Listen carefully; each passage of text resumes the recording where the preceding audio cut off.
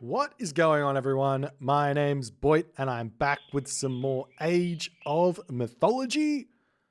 The Titans action. Spawning in the left side of the map in the red color, playing as Oranos. His name is Skadi. His opponent today in the blue color, playing as Zeus. His name is Ulysses. This is game number 4 of this best of 5 series for the Champions League quarterfinals. It's playoff season. And Slipknot comes in with the 2 months. Appreciate you, my friend. Thanks so much for the continued support. We've seen an absolutely amazing series thus far. We had the first game where Skadi went for a Heimdall rush and Ulysses showed how to deal with the Heimdall rush as Oranos by doing a little chip damage, getting slight advantages here, making sure you don't take a head-on fight early. Really smart play from Ulysses getting that first win. Second game, Skadi manages to defend the first wave of ships coming through the cheese. And he says, okay, second wave comes, no worries. You can have the water if the second wave comes. After that, he goes, all right, plays the late game, wins with the Hades. Game number 3, Oranos Mirror. Hilarious game. No idea. Got no comments. Great game by the players.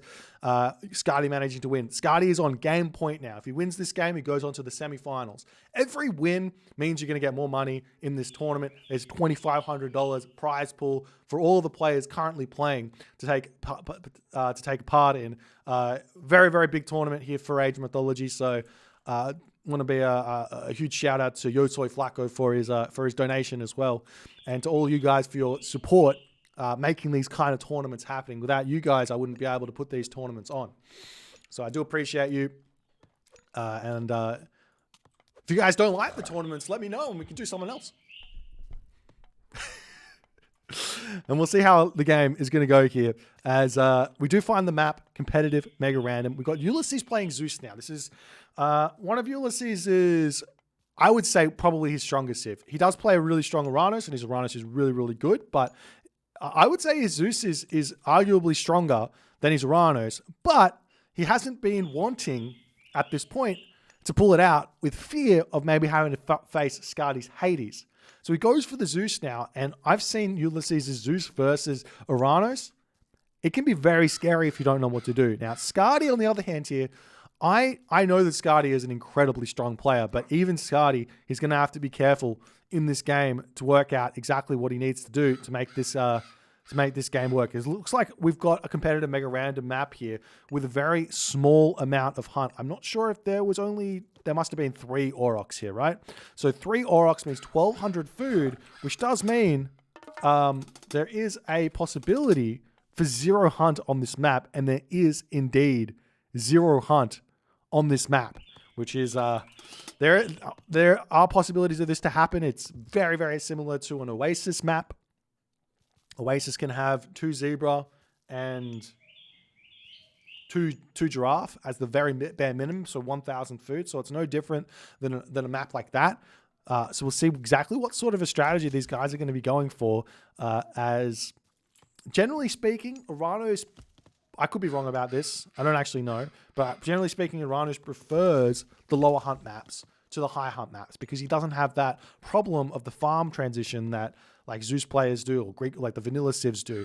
So Skadi should be happy with this one. And given the fact that there was a competitive mega random map here, I'm in their pool, I'm surprised to see them not save their veto for this map, because it's the veto that matters the most. If you veto, we saw a veto on Tropical Mirage, and we saw a veto on the first map, on Sheltered Pass, from both players respectively. You only get 1 each. And the fact they don't save it for the competitive mega random, I mean, there's not that much variation on Sheltered on those other 2 maps. For this map, plenty of variation. You could definitely find yourself having a fun map. So we'll see how it's going to go. We see Hermes coming through for Ulysses. The heroes coming out here at 4:30 advance time. Silver Law immediately coming through as well. There's not going to be any pressure for these Centaur to put onto early. And do we see double counter barracks? No. Counter barracks, military barracks here from Skadi. No real surprises. Relic at the top of the map here, guy. Book of Knowledge. Not the most useful of relics there. The other relic has not been uncovered just yet, as Skadi's Promethean offspring going to be searching around trying to figure out what they can do. Now, the one thing is that with Skadi not really going to be taking any pressure in this early game. Like I say that, he's got this gold mine at the front. Ulysses not going to be able to take any advantage of this early game, as we see the Centaur utilizing that special ability there, and Skadi dodging arrows here.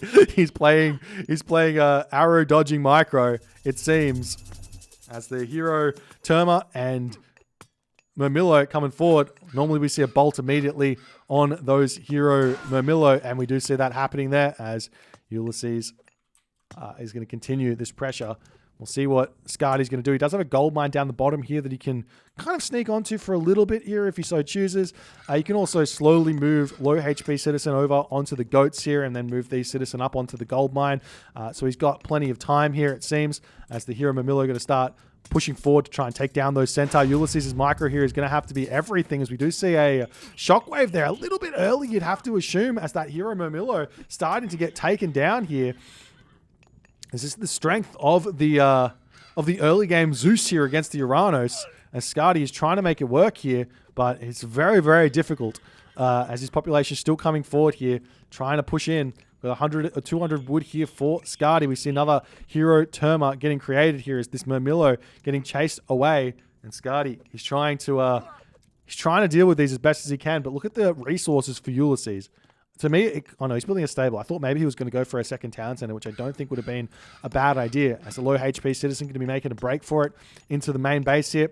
A couple of Citizen taking some more damage here as Skadi desperately trying to deal with this. Nice play there. Look at that. He utilized the melee units there from the Murmillo to snare the Centaur to get some damage done. He snipes one Centaur. That's huge here for Skadi as he moves his hero Terma, forward to start dealing with these units. And now Ulysses' Odysseus falls here as those Terma here are going to be completely fine to continue pushing forward, though there is still that Jason. He can take out the hero Terma as another Terma hero coming through. I'm sure there's going to be a Valor ready fairly soon here for Skadi as well, as he's going to be able to continue pushing forward and getting some good damage done onto this position, as we see good micro here from Ulysses, still keeping all of his Terma alive, as we see a couple more heroes coming out, and the game can continue here as the stable is up. And it's a very, very slow game, but it's a game nonetheless, as there's just not that much hunt. So we'll see how it's going to go. What